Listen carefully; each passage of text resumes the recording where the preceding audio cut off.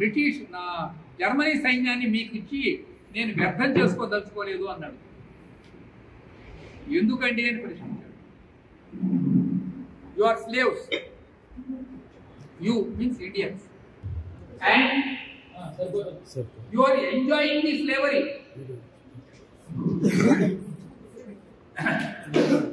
So I don't want to waste my forces. Please go. This is a recorded language. నేను పుట్టినప్పుడు అంటే 1940 ముందు మా ఇంట్లో ఒక ఫోటో ఉండేది. అంటే 1935 ప్రాంతాల్లో ఆ ఫోటో ఎవరిదంటే పంచమజాతి చక్రవర్తి గారి ఫోటో. ఆ ఫోటో దగ్గర ఇంట్లో వాళ్ళందరూ హార్ట్ తీసుకొచ్చి హార్ట్ తీసుకుంటారు. ఇట్స్ అ కామన్ ఫీచర్ ఇంటిలో దీనికే ఇవ్వడానికి ఆశ్చర్యం అనిపించవచ్చు, but this is a common feature.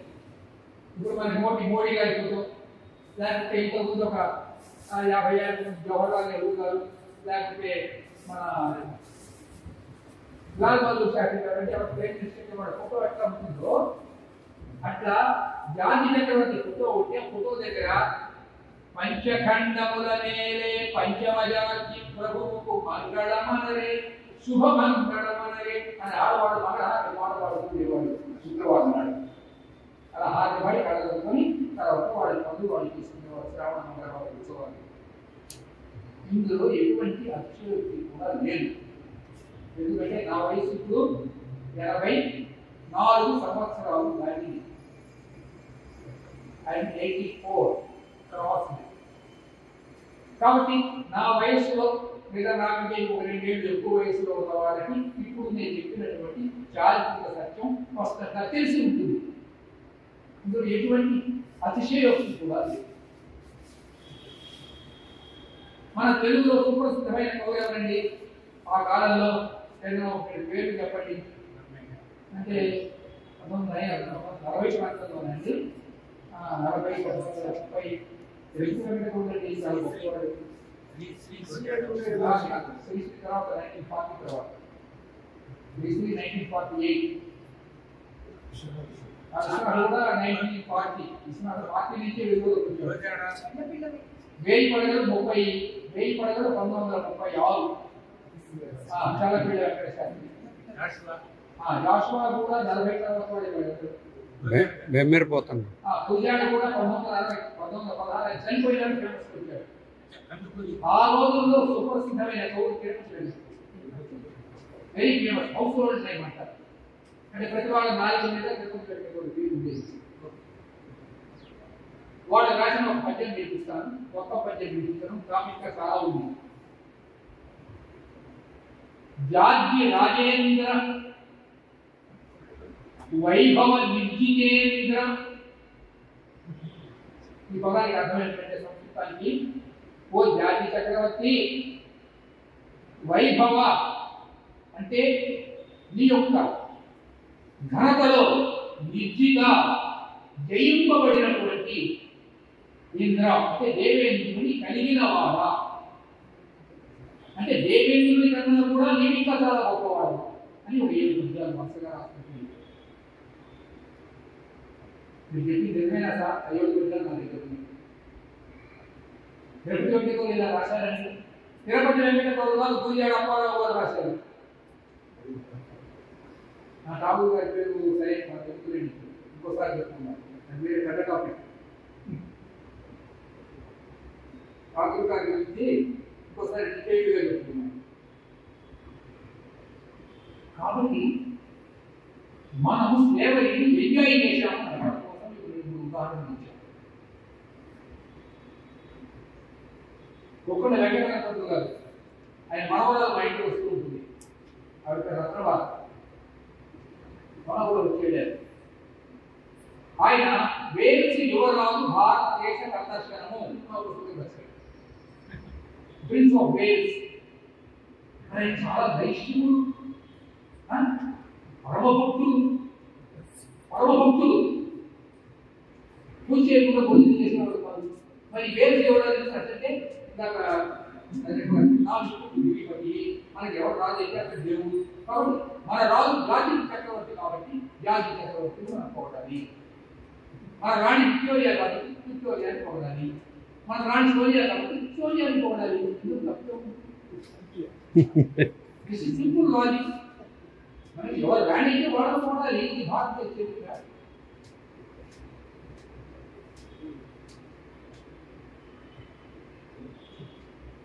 ఈ ఆర్గనైజేషన్ థియరీ వల్ల మన చరిత్రను ఎలా పాశ్చాత్యులు వక్రీకరించాలో తెలుస్తుంది. అయితే దీని మీద మళ్ళీ నేను అధ్యయనం చేశాను, చాలా కొంచెం డీప్గా అధ్యయనం చేశాను. ఈ అధ్యయనం వల్ల నాకు తెలిసింది ఏమిటి అంటే నేటికి అథెంటిక్గా చెప్తున్నాను, అధ్యయనంలో చెప్తున్నాను. ఎందుకంటే ఇది ఇతిహాస సంకలన సమితి కాబట్టి నేటికి 8,000 సంవత్సరాల క్రితం, నేటికి 8,000 సంవత్సరాలు అంటే 6000 BCలో ఇండియా నుంచి ఆర్యులు గ్రీస్ దేశానికి వెళ్ళారు. ఇంకొక బ్యాచ్ ఈజిప్ట్ దేశానికి వెళ్ళారు. ఇంకొక బ్యాచ్ యూఫ్రటిస్ అండ్ టైగ్రిస్ నది ఇలాంటి బ్యాచెస్ గా వెళ్ళారు. అది ఇంకోసారి నేను ఎప్పుడన్నా మీకు డీటెయిల్గా చెప్తాను. దీనికి కావాల్సిన ఇన్ఫర్మేషన్ అంతా నేను సేకరించి పెట్టాను. ఇంకొక బ్యాచ్ ఇరాన్ వెళ్ళారు. ఇంకొక బ్యాచ్ జోర్డాన్ నదీ తీరానికి వెళ్ళారు. వాళ్ళని హిబ్రూస్ అంటారు. ఈ హిబ్రూస్ ఆరియన్ రేస్ అనడానికి మీకు ఏమైనా ఆధారాలు ఉన్నాయా? ఉన్నాయి. మన కరోనాలో 2 సంవత్సరాలు నాకు మంచి లీడర్ దొరికింది. ఇందుశేఖరను మా కోడలు నన్ను ఇంట్లో పెట్టి తాళం వేశారు. రోడ్డు మీద కూడా వెళ్ళేది లేదు, ఇంకా గడి అక్కడికి అన్నం తెచ్చి పెడతారు. దీన్ని నేను సద్వినియోగం చేసుకొని ఓల్డ్ టెస్టిమెంట్ న్యూ టెస్టిమెంట్ తెచ్చి భగవద్గీత లాగా 2 సంవత్సరాలు పారాయణ చేశాను. దీనివల్ల నాకు తెలిసింది ఏమిటంటే ఆరియన్స్ ఎలా మైగ్రేట్ అయినారు. ఎక్కడికి? జోర్డాన్ నదీ తీరానికి, తర్వాత నైల్ నదీ తీరానికి ఎట్లా మైగ్రేట్ అయ్యారో రూట్ అంతా నేను నిర్ణయించుకోగలిగా. ముందు నేను సాటిస్ఫై కావాలి కదండి మీకు చెప్పాలంటే. లేకపోతే నేను అబద్ధం చెప్తే అది ఏదో ప్లాట్ఫామ్ స్పీచ్ లాగా ఉంటుంది. First of all I should satisfy myself and then only I should reveal it. దీన్ని నేను అథెంటిక్గా ప్రతిపాదిస్తున్నాను. ఇప్పుడు ఇక ఇండియాని విదేశీయులు హిందువుల సహాయంతోనే ఎలా జయించారో కొన్ని ఎగ్జాంపుల్స్ ఇస్తాను. మొదటి ఎగ్జాంపుల్ అంబి. ఇది 2500 ఏళ్ల నాటి కథ. అలెగ్జాండర్ భారతదేశం మీదకి వచ్చినప్పుడు పౌరస్ అంటే పురుషోత్తముడిని జయించడం చాలా కష్టమైంది నీలం నది తీరంలో. అప్పుడు పురుషోత్తముడి మీద వ్యక్తిగతంగా ఉన్నటువంటి క్రోధం చేత ఈ అభ్యన్న వాడు వెళ్ళి అలెగ్జాండర్ భారత దేశంలో ఆహ్వానించాడు. ఇది అలెగ్జాండర్ ఎక్స్పెక్ట్ చేయలేదు. ఇంత తేలిక ఇండియాని జయించి వచ్చినా మరి నేను ఎక్కడంతా వేరేగా ఉంటే అక్కడ మహామహులు ఉన్నారు, అసలు అందరూ అడుగు పెట్టినట్టు కష్టం అని మాకు చెప్పారు కదా మా బూడగాళ్ళు. ఇదేమి వీళ్ళు తరపులు చేస్తున్నారు అని ఆశ్చర్యపడి తన సైన్యంతో నీలం నది తీరాన్ని రాత్రి కూడా దాటి వచ్చాడు. అక్కడ చాలా కట్టడి చెప్పండి. కానీ నాకు తెలిసిన సమాచారం ప్రకారం ఆ యుద్ధంలో అలెగ్జాండర్ ఓడిపోయాడు. చరిత్రకారులు మాత్రం అలెగ్జాండర్ గెలిచాడు అని రాశారు. ఎలా ఓడిపోయాడో పురుషోత్తముడు చేతిలో దానికి మనకు కొన్ని న్యూమిస్మాటిక్ ఎవిడెన్సెస్ ఉన్నాయి. అంటే కొన్ని నాణ్యాలు దొరికినాయి. ఆ నాణ్యం మీద కుశోకరుడు కూర్చొని ఏడుగు మీద కూర్చొని అలెగ్జాండర్ని ఇలా అలెగ్జాండర్ కొండ మీద ఉంటాడు కింద ఇలా ఒక సూరంతో కొడుస్తున్నటువంటి ఒక నాణ్యం మనకు దొరికింది. దాని పేరు విజయముద్ర, తెలుగులో విజయముద్ర అనే పేరుతోనే ఒక పుస్తకం కూడా వచ్చింది. ఒక ఎగ్జాంపుల్. సరిగ్గా అదే సమయంలో ఇంకొక ఎగ్జాంపుల్ ఇస్తాను. ఈ ఎగ్జాంపుల్ బహుశా ఒక హిస్టోరియన్స్ ఎవరన్నా ఉంటే వాళ్ళకి తెలిసింది తప్ప కామన్ మ్యాన్ తెలియదు. ఈ ఇన్సిడెంట్ 30 రోజుల్లో జరిగింది. దానికి బట్టికోలాపురం అని పేరు. ఈ బట్టికోలాపురం ఎక్కడ ఉన్నదంటే గుంటూరు నుంచి ఒక ½ an hour జర్నీ. అక్కడ బట్టిప్రోలు మహాస్తూపము అని ఉంది. మీద రాయపురం సుబ్రహ్మణ్యం గారు చాలా రీసెర్చ్ చేసి ఒక బుక్ పబ్లిష్ చేశారు. బట్టిప్రోలు మహాస్తూపం. ఈ స్తూపం ఇప్పటికీ సజీవంగా ఉంది. మీరు వెళ్ళి చూడవచ్చు. మా ఇంటి దగ్గర శివాజీరావు అని మా మిత్రుడు ఒక ఆయన ఉన్నాడు. వాళ్ళు అక్కడే ఆ ఊరి. అక్కడ ఇప్పుడు క్రిస్టియనైజేషన్ ఎక్కువైపోయింది. ఆ ఊరంతా కూడా కన్వర్షన్స్ అయిపోయింది.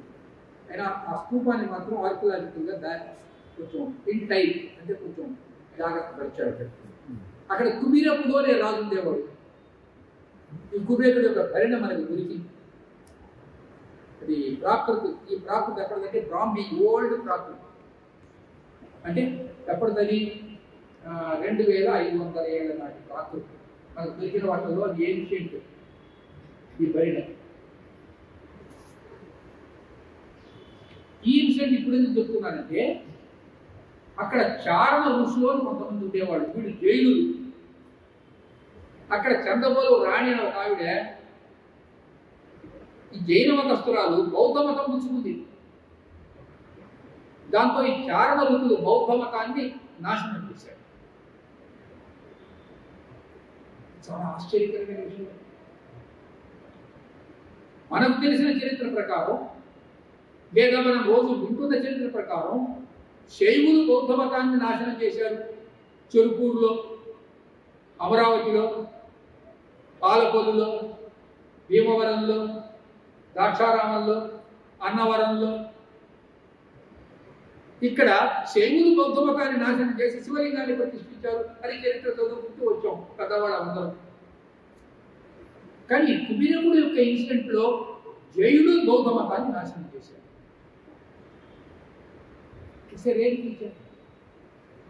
కాబట్టి మనకు శత్రువులు తర్వాత కాలంలో మనందరికీ తెలిసినట్లే ముస్లింలు కావచ్చు, అరబ్బులు కావచ్చు, మొఘల్స్ కావచ్చు, షకులు, శ్వేతహూడులు, ఇక్కడ రజాకారులు అంటే అసబ్జాహీలు, కోస్టల్ ఏరియాలో ఫ్రెంచ్ వాళ్ళు, డచ్ వాళ్ళు. కానీ ప్రధానంగా మనకు శత్రువులు హిందువులు. ఇంకో ఉదాహరణ ఇస్తాను. మీ అందరికీ తెలుసు పల్లవనాడు. ఎక్కడ ఉందండి ఈ పల్లవనాడు? అయ్యా గుంటూరుకు ఒక 1.5 గంట దూరంలో ఉంది. దాన్ని పల్లవనాడు అంటారు. ఇప్పుడు అక్కడ ఫేమస్ హిస్టరీ జరిగింది. మీ అందరికీ తెలుసు, చిన్న పిల్లలకు కూడా తెలుసు. అందుకంటే సినిమా కూడా వచ్చింది. ఎవరెవరు పుట్టుకున్నారు? నలగామరాజు, నాగమదేవి, నాగమాంబ, బాలచంద్రుడు కథ. తెలియని వాళ్ళు ఎవరు? ఎందుకు కొట్టుకున్నారు? ఏదో సరే స్టోరీ. ఏదో కోడి పందాలు, వైష్ణవులు, వాడు శైవులు, మొత్తం పల్నాడు నాశనం చేసింది. మరి అక్కడ ఫారినర్స్ లేరు కదా. సో నా హిందువులకు శత్రువులు, హిందువులను సిద్ధాంతాన్ని ప్రూవ్ చేయడం కోసం ఇంకొక ఎగ్జాంపుల్ ఇచ్చాను. హిందువులకు శత్రువులు, హిందువులనే సిద్ధాంతాన్ని ప్రూవ్ చేయడం కోసం బొబ్బిలి యుద్ధం తీసుకుంటాం. ఇది ఫేమస్. ఇది జరిగే సుమారు మరి ఒక 300 ఏళ్ళు అయిందో, 250 ఏళ్ళు అయిందో. ఇందులో ఎవరెవరు కొట్టుకున్నారంటే విజయనగరం అంటే ఇప్పుడు మన అశోక్ గజపతి రాజు గారు ఉన్నారు కదా. ఈ విజయనగరం అంటే హంపి విజయనగరం కాదు. ఈ విజయనగరానికి విజయరామరాజు అనేవాడు పరిపాలకుడుగా ఉండేవాడు. అక్కడ రంగారావు అని ఒక ఆయన పరిపాలకుడుగా ఉండేవాడు. వెంకటరావు, రంగారావు వీళ్ళు వెలవలు, వీళ్ళు క్షత్రియులు. So is a caste fight between Velamas and Kshatriyas. Tandapaparayudu అందరికీ తెలుసు. బుస్సి అన్నవాడు మంచి సద్వినియోగం చేసుకున్నాడు. అంటే ఏం జరుగుతుంది అప్పుడు? ఇండియా మీద ఆధిపత్యం కోసం ఫ్రెంచ్ వాళ్ళు, తర్వాత బ్రిటిషర్స్, వీళ్ళిద్దరి మధ్య ఇక్కడ ఫైట్ జరుగుతుండేది. అంటే ఫ్రాన్స్ అండ్ బ్రిటన్. అక్కడ ఎవరు ఓడిపోతే ఇక్కడ వాళ్ళు ఓడిపోతూ ఉండేవాడు. అక్కడ ఎవరు గెలిస్తే ఇక్కడ వాళ్ళు గెలుస్తుండేవాడు. కాబట్టి భారతదేశం మీద ఆధిపత్యం సంపాదించడం కోసం ఫ్రెంచ్ వాళ్ళు, బ్రిటిషర్స్ ఫైట్ చేస్తూ ఉన్నారు. ఆ సమయంలో ఈ బొద్దు యుద్ధం జరిగితే ఈ బుస్సి వచ్చి విజయరామరాజుకు సహాయం చేశాడు. ఎట్లా? Alexander Ambhi. Same story repeated, history repeats itself. దీనికి ఇంకొక ఎగ్జాంపుల్ ఇచ్చాను. ఇలా భారతదేశ చరిత్రని జాగ్రత్తగా మనం అధ్యయనం చేస్తే పృథ్వీరాజు ఎవరు ఓడించారు అంటే జయచంద్రు ఓడించాడు. ఎందుకంటే తన కూతుర్ని ఇతను అల్లుడి మీద ద్వేషంతో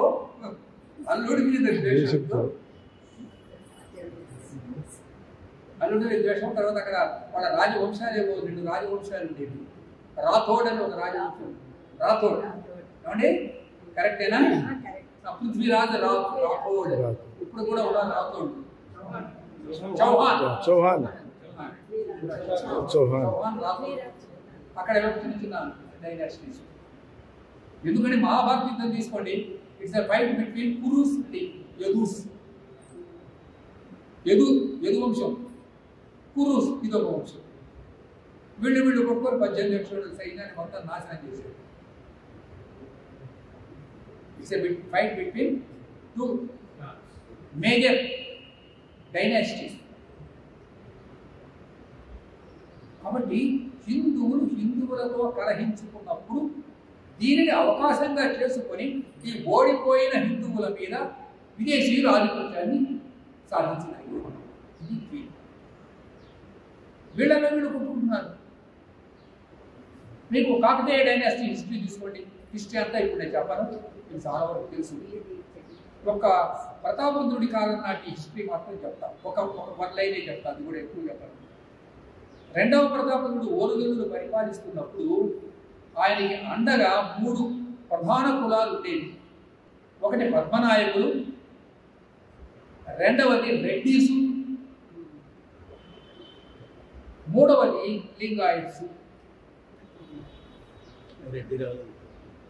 ఈ రెడ్డీసు గోనగన్నారెడ్డి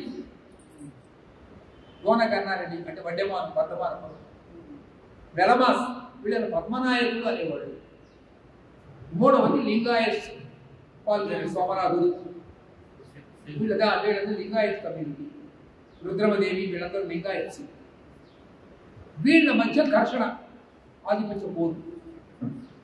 ఈ ఆధిపత్య పోరులో ఎంతవరకు వెళ్ళిపోయారంటే వీళ్ళు వెలమలు యుద్ధరంగం మీద ఉన్నంత వరకు రెడ్లు సహాయం చేయలేదు. వెలమలు చచ్చిపోయిన తర్వాత అప్పుడు రెడ్లు వచ్చారు. ఈ లోపల తుగ్లక్ ఆక్రమించుకున్నాడు. దాన్ని ఉలుగ్ ఖాన్ అంటారు. 1323వ సంవత్సరం సెప్టెంబర్లో జరిగింది incident. Kakatiya downfall of Kakatiya dynasty 1323 September నెల మొత్తం డైనాసిటీ. మధురను కూడా ఆక్రమించుకున్నాడు. మరి మాలిక్ కాఫర్ ఎవరండి? 1313లో వచ్చాడు. కరెక్ట్గా 1313 నా బాగా గుర్తే. Malik Kafur is a Hindu, a Gujarati Hindu. He destroyed Kakatiya dynasty. 241 టన్నుల బంగారం, తులాలు కాదు, 241 టన్నుల బంగారం ఓరుగల్లు ఫోర్ట్ నుంచి తీసుకుని పోయాడు. 2 డైమండ్స్ తీసుకెళ్ళాడు. ఆ డైమండ్ పేరు అపరాజిత. ఈ అపరాజిత పేరు తర్వాత కాలంలో కోహినూర్ అని పిలిచారు. ముత్యాలు కూడా పట్టుకుపోయాడు. ఏమండి? ముత్యాలు కూడా పట్టుకుపోయాడు. ఆ ముత్యాలు అన్ని అదే 241 టన్నుల బంగారం. తర్వాత హలిబీడు బేలూరుకి వెళ్ళాడు, అంటే కర్ణాటక. వాటిని ధ్వంసం చేశాడు. అడిగుడు వేలు. తర్వాత శ్రీరంగం వెళ్ళాడు, శ్రీరంగాన్ని ధ్వంసం చేశాడు. ఇప్పుడు చెప్పాను అడిగుడు వేలు. శ్రీరంగాన్ని ధ్వంసం చేస్తున్నాడు అన్న వార్త విని వీళ్ళు యుద్ధానికి వస్తున్నాడు అన్న వార్త విని అక్కడ ఉన్న అర్చకులు ఏం చేశారంటే మూల విరాట్ను ఒక పెద్ద బండి మీద, ఎద్దుల బండి మీద వేసుకొని అక్కడి నుంచి తిరుపతికి తీసుకొచ్చారు. ఆ మూల విరాట్ విగ్రహాన్ని గోవిందరాజ స్వామి పిలుస్తున్నారు.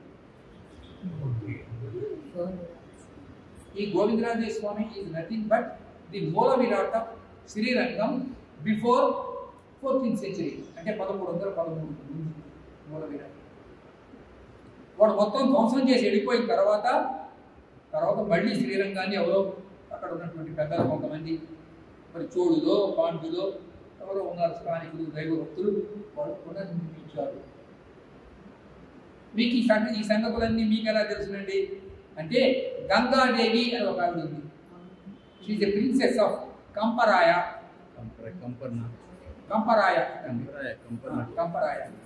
ఈ కంపరాయుడు యొక్క భార్య గంగాదేవి. ఆ సాంస్క్రిట్ లో ఆ పుస్తకం పేరు మధురా విజయం.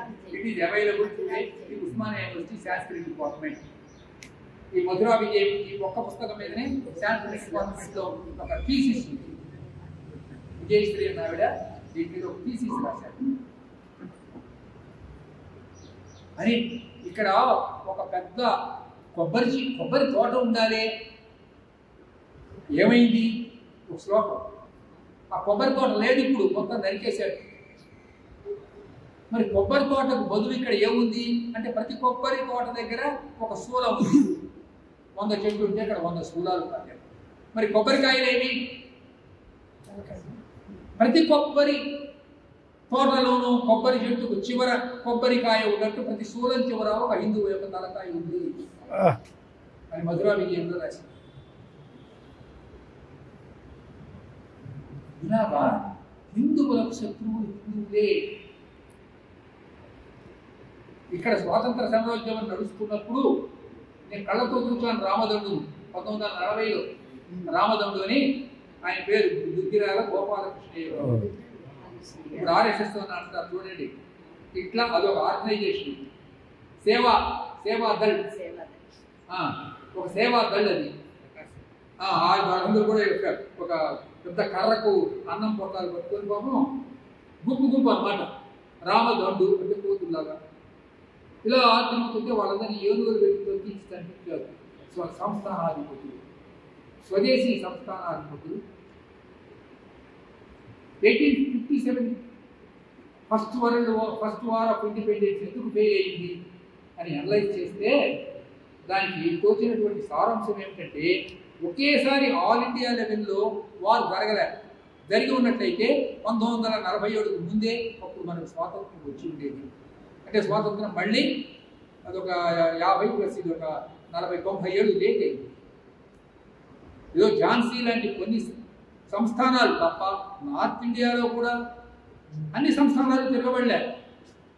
విద్య కింద అసలు తిరుగుబాటే లేదు. సరిగదా తుర్రే అబ్బాస్ ఖాన్ అనే ఒకడెవడో తిరగబడ్డాడు. ఒక్కడు ఇక్కడ హైదరాబాద్ వాడిని ఆ నిజాం సంతానం. నిజాం గారు వెళ్ళి డైరెక్ట్గా వాళ్ళకి హెల్ప్ చేశాడు బ్రిటిషర్స్. తుర్రే అబ్బాస్ ఖాన్ అని ఎవరు తిరగబడితే వాడిని ఉరిదీశారు కోటిలో. ఇప్పుడు మన రెసిడెన్సీ ఉంది చూడండి, ఆ రెసిడెన్సీ దగ్గర వాళ్ళు ఉరిదీశారు. ఇలా ఒకరిద్దరు ఇండివిజువల్గా జరిగినటువంటి పోరాటం తప్ప సంస్థానాధీశులు అందరూ కూడా బ్రిటిష్ వాళ్ళ సామ్రాజ్యాన్ని స్థిరపరచడం కోసం కృషి చేశారు. 1930లో జస్టిస్ పార్టీ అని ఒక పార్టీ ఉండేది. మానగల్ రాజా ఇంకా చాలా మంది ఉండేవాళ్ళు. ఆ జస్టిస్ పార్టీ యొక్క శాఖలు తరువాత కాలంలో తెనాలి, కృష్ణా జిల్లా అక్కడ వ్యాపించినాయి. ఈ జస్టిస్ పార్టీ యొక్క మూల సిద్ధాంతం ఏమిటంటే ఇండియన్స్ పరిపాలించుకోవడానికి అనర్హులు కాబట్టి వీళ్ళని బ్రిటిష్ వాళ్ళే పరిపాలించారు. సో చరిత్ర అధ్యయనం వల్ల మనం ఏ రకంగా సరిగ్గా నివసించగలుగుతాము, సంక్షేమంగా ఏ రకంగా పరిపాలించగలుగుతాము, ఒకరికి మరొకరి సంబంధాలు ఏ రకంగా ఉంటాయి, ఇవన్నీ కూడా మనకు ఉపయోగకరమైన. కాబట్టి చరిత్ర అధ్యయనం అనేది అవసరం. ఆనాటి గతకాలంలో రాజులు పరిపాలించిన విధానాన్ని మనం తీసుకుంటే మనం గొప్ప పౌరులుగా మారేటువంటి గుడ్ సిటిజన్షిప్ మనల్ని చరిత్ర. ఐఏఎస్ ఆఫీసర్లు సాధారణంగా ట్రాన్స్ఫర్ అయినప్పుడు ఒక కొత్త డిపార్ట్మెంట్ వస్తాం. కొత్త డిపార్ట్మెంట్ వచ్చాక ఒక కొత్త జీవోని ఇష్యూ చేయాల్సిన పరిస్థితి. వాడు వెంటనే పిఏను పిలిచి ఈ సబ్జెక్టులో పోయిన ఆఫీసులు ఎట్లా డీల్ చేస్తున్నారు, ఇది 99 ఐఏఎస్ ఆఫీసర్లు పరిశీలించి పడ్డారు. వాడు ఎవడో పోయినోడు ఏం అనుసరించాడు అనేది నాకేమో నాదే అనుసరిస్తాను ఎప్పుడు కూడా ఐఏఎస్ ఆఫీసర్లు ఆలోచిస్తారు. ఎందుకంటే లాస్ట్ ఆఫీసర్ ఎట్లా చేసిందో దాంట్లో ఏమైనా మార్పులు చేయకపోతే చేద్దాము, లేకపోతే ఆయన చేసిన దానికి ఏమైనా విమర్శలు కానీ లేక విష ఫలితాలు కానీ రాకపోతే నేను సేఫ్ కాదని అనుకుంటాను. మరి పైన ఆఫీసర్ అంటే ఏమిటి? హిస్టరీ. గతము గడిచిన కాలము అంటే గతము అనేది హిస్టరీ అనేది గతానికి సంబంధించిన సంగతి. అందుకే చరిత్ర ఎప్పటికీ కూడా చరిత్రకు 2 ప్రాణవాయువులు, ఒకటి కాలము, 2 భౌగోళికం. ఇవి లేని చరిత్ర మనవడలేదు. కాలము అంటే టైం. కాలము అంటే ప్రశ్నిస్తే సమాధానం వచ్చింది టైం. What is time? ఇప్పుడు టైం అంటే మనం వెంటనే వాచ్ చూసుకుని 4 గంటలు 34. కాలాన్ని సైంటిఫిక్గా ఆలోచించారా ఎప్పుడైనా? కాలం అంటే ఏమిటి? It is a moment. కాలము అంటే ఒక మూమెంట్. ఈ 2 అడుగులు నీకు వేస్తే నేను వేసిన 2 అడుగులు గడుచుకున్నాను, అవునా కదా? ఇంకా 2 అడుగులు ఏమవుతే అది భవిష్యత్తు. ఇప్పుడు ఉన్నటువంటి స్థానం నాదే. గతము, వర్తమానము, భవిష్యత్తు. ఇది కాలాన్ని నిర్వచించింది. ఏ మార్గం కూడా నువ్వు నడుచుకుంటూ వచ్చావు. ఇప్పుడు ఎక్కడున్నావు, ఏ మార్గం గుండా 2 అడుగులు వేస్తే సేఫ్గా చేరుకుంటావు అనేది చరిత్ర. వర్షం పడుతుంది, మామూలుగా మనం పోయే రోడ్లలో బ్రేక్ వచ్చింది, బ్రేక్ వస్తే సార్ ఏం చేస్తాం, రాళ్ళ మీద కాలు వేసుకుంటూ అడుగు వేసుకుంటాం, లేదు మామూలుగా. సో టైం అనేది చాలా ఇంపార్టెంట్. ఆ టైం అనేది ఎట్లా వచ్చింది, ఎట్లా గడుస్తారు అంటే ప్రపంచవ్యాప్తంగా క్రైస్తవ దేశాల యొక్క ఆధిపత్యం ఉండేది కాబట్టి ఆ టైంను కూడా వాళ్ళే నిర్వచించారు. ఇప్పుడు మనం అనుసరిస్తుంది Gregorian calendar, Greenwich mean time. మీ దేశంలో ఎంత టైం అయిందంటే ఆ గ్రీన్విచ్ లండన్లో ఉన్నటువంటి ఆ టైంకు 5:30 గంటల వెనకాల ఉంటామని, ముందు ఉంటామని ఎందుకు జరిగింది కదా. మరి ఇప్పుడు ఈ వర్తమాన సంవత్సరం 2024వ సంవత్సరం ఎట్లా డెఫినేషన్ చేశారంటే జీసస్ క్రైస్ట్ జన్మించిన సంవత్సరాన్ని ఒకటిగా ప్రాముఖ్యంగా నిర్ణయించి అక్కడి నుంచి జరిగిన సంవత్సరాలన్నీ కూడా క్రీస్తు శకంగాను, అంత ముందు జరిగినటువంటి సంవత్సరాలన్నీ క్రీస్తు పూర్వంగాను సమయ నిర్ధారణ జరిగింది. అది విశ్వవ్యాప్తంగా పాటించారు. కొన్ని దేశాలు జీసస్ని ఎందుకు పాటించాలని స్థానికంగా తమ మహాపురుషులను కూడా వాళ్ళు డిసైడ్ చేస్తారు. మన దగ్గర విక్రమ శకం అని, షాజవాన్ శకం, ముస్లిమ్స్ ఏమో హజరత్ సంవత్సరాలు. కాబట్టి ఆ జీసస్ క్రైస్ట్ అనే పదాన్ని తొలగించి ఇప్పుడు ఆధునిక కాలంలో ఏం చేస్తున్నారు, కామన్ ఏరా సామాన్య శకము అని పెట్టారు. ఆ సామాన్య శకం కూడా ఎప్పుడు మొదలైందంటే 1వ సంవత్సరం పెట్టినప్పుడే. సో ఇది ఈ టైం అనేది క్రొనాలజీకి సంబంధించి. ఇది లేని చరిత్ర చదవలేము, రాయలేము, పరిశోధించలేము. రెండవది జాగ్రఫీ. చరిత్ర ఆత్మ అయితే జాగ్రఫీ శరీరం. మౌర్యుల గురించి చదవాలి. మౌర్యులు ఎక్కడ వారు, ఎంత మేరకు అతని పరిపాలన ఉంది అనేది మనము ఈ భూమి మీద గుర్తించడమే జాగ్రఫీకి సంబంధించినటువంటి అంశంగా భావిస్తున్నాం. తర్వాత చివర ఒక 5 నిమిషాలు టైం తీసుకుంటాం. ఓర్వొట్టించింది కదా. చరిత్రలో కొన్ని భాగం ఉంటుంది. యూరోపియన్ చరిత్రకాలు రాసి దానికి ఇంతసేపు పొలిటికల్ హిస్టరీ అంటే రాజకీయ చరిత్ర. ఏ రాజు ఎప్పుడు వచ్చాడో వాడు ఏం కార్యక్రమం సాధించాడు, ఏదో యుద్ధాలు చేశాడు, ఇంతమందిని చంపాడు. Political history. దురదృష్టవశాత్తు ఇప్పుడు పొలిటికల్ హిస్టరీయే డామినేటింగ్గా ఉంటుంది. దీని తర్వాత డిప్లొమాటిక్ హిస్టరీ అనేది డిప్లొమాటిక్ హిస్టరీ అంటే ఒక దేశం ఇంకో దేశంతో ఏ రకమైన సంబంధాన్ని కలిగి. మూడవది సాంఘిక ఆర్థిక. ఇది చాలా ఇంపార్టెంట్. సామాన్య మానవుడు ఏ రకంగా బతకాలి, కడుపు నిండా తింటుందా లేదా, 100 రూపాయలు సంపాదిస్తే ఇంత ప్రభుత్వానికి శిస్తు తెలుస్తుంది. వీటన్నిటికీ కూడా డిస్కస్ చేసేది సోషియో ఎకనామిక్ హిస్టరీ. తర్వాత ఇంటలెక్చువల్ హిస్టరీ ఒకటి ఉందండి. ప్రతి వాడు లేదా, ఎందుకంటే మనల్ని హోమోసేపియన్ అన్నారు. హోమోసేపియన్ అనే దాటి హోమోసేపియన్ అంటే లేదా. ఇంటలెక్చువల్ హిస్టరీలో ఏంటంటే ప్రతి వాడు తనకు తోచిన సిద్ధాంతాన్ని ప్రతిపాదించి ఒక 10 మంది ఆ రకంగా కొన్ని ఐడియాలజీలు, కొన్ని ఫిలాసఫీలు కూడా వచ్చాయి. కొన్ని ప్రభుత్వాన్ని శాసిస్తున్నాయి కూడా అవే.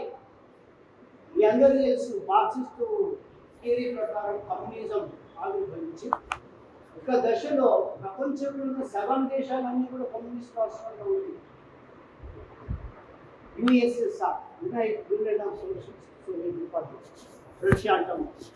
16 స్వతంత్ర రాజ్యాలను ఏకీకరించి కమ్యూనిస్ట్ సిద్ధాంతాన్ని ఏర్పరిచి దాన్ని ఒక గొప్ప రాజ్యంగా తీర్చిదిద్ది కుప్పగూలిపోయిన రాజ్యం. అంటే కమ్యూనిస్ట్ సిద్ధాంతం అనేది టోటల్లీ ఫెయిల్యూర్ సిద్ధాంతం. కానీ ఇప్పటికీ కూడా కొన్ని దేశాలు, చైనా, ఉత్తరాఖండ్, ఇవన్నీ కూడా అదే సిద్ధాంతాన్ని పట్టుకుని కొనసాగుతూ ఉన్నాయి. ఇది వీటికి సంబంధించినంత కూడా డిప్లొమాటిక్ హిస్టరీగా మనం భావిస్తాం. భారతీయ చరిత్రకారులు లేక భారతీయ రచయితలు రాసినటువంటి రచనల్లో మనం కొన్నింటికి చరిత్ర పుస్తకాలుగా విశ్లేషించవచ్చు. వాటిలో నాకు బాగా నచ్చింది ఏంటంటే చాణక్యుల రాసినటువంటి అర్థశాస్త్రం. అది పేరు అర్థశాస్త్రం, అర్థశాస్త్రం అంటే ఎకనామిక్స్. కానీ దాంట్లో చర్చించినంత రాజనీతి.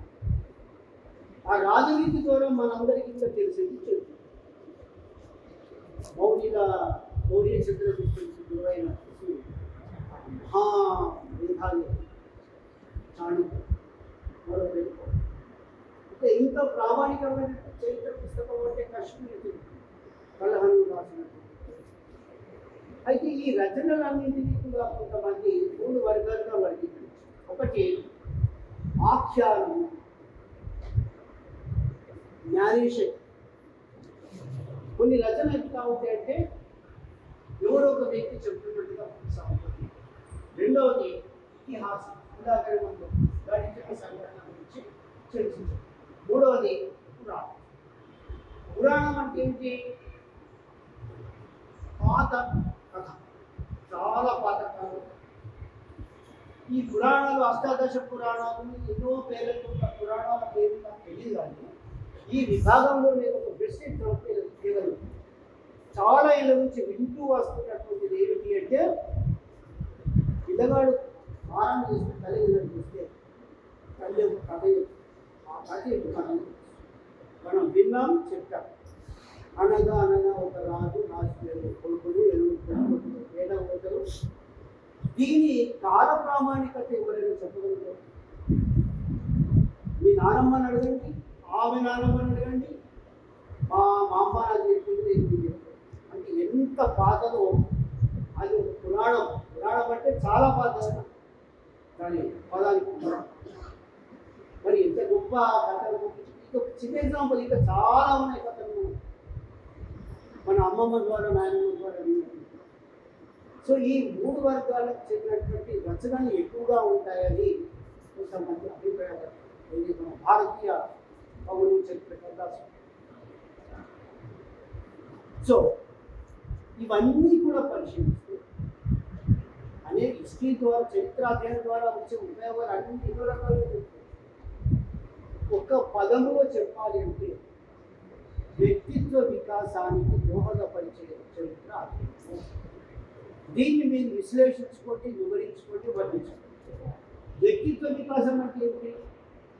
పర్సనాలిటీ డెవలప్మెంట్ అని ఈ మధ్య మనము లేటెస్ట్ కమ్యూనికేషన్ స్కిల్స్లో బాగా వాడుతున్నటువంటి పదం. ఇంటర్వ్యూలు ఎట్లా ఫేస్ చేయాలి, ఎట్లా మాట్లాడాలి ఇతరులతో. మనకు వాక్పాల్యం ఉంది కాబట్టి ఇతరులతో ఎట్లా మాట్లాడాలి. బాగున్నారా అని ఎవరైనా అడిగితే బాగుందండి, అదే మనం బాగానే ఉన్నాము, అది మన వ్యక్తిత్వానికి సంబంధించి. ఒకే ప్రశ్న మనం రెండు రకాలుగా బంధిస్తున్నాము, సమాధానం ఒకటే, కానీ మన బాడీ లాంగ్వేజ్, మన ఆ మాటను వివరించే స్థితిలో మనం ఏ రకంగా చెప్తామంటే నెగటివ్.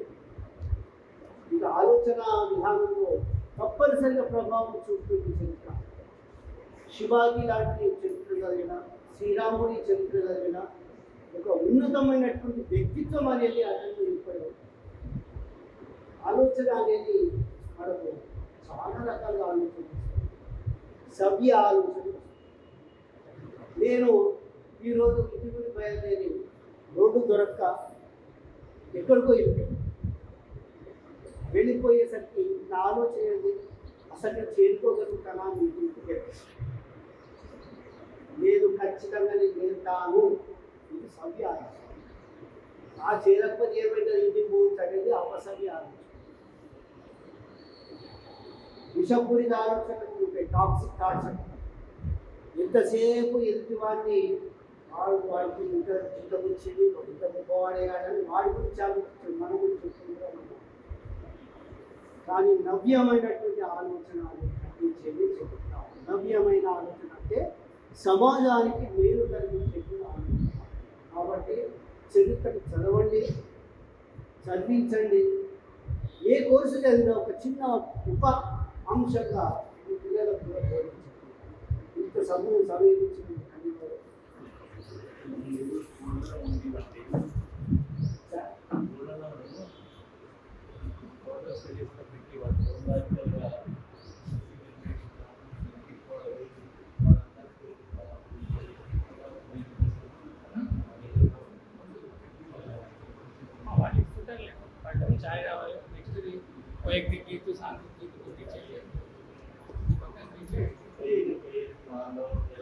అంతస్తమైన అంశాలు ఏమి కూడా చెప్పబడి ఓన్లీ మ్యూజియంలో ఉన్నటువంటి ఈ తాళపత్రాలు కానీ లేక ఇతర మ్యాన్యుస్క్రిప్ట్స్ కానీ వాటిని చెప్పేసి ప్రింట్ రూపంలో వచ్చినటువంటి ఈ నలంద విశ్వవిద్యాలయం ఏ రకంగా రాష్ట్రమైందని ఇప్పుడు కూడా మనకి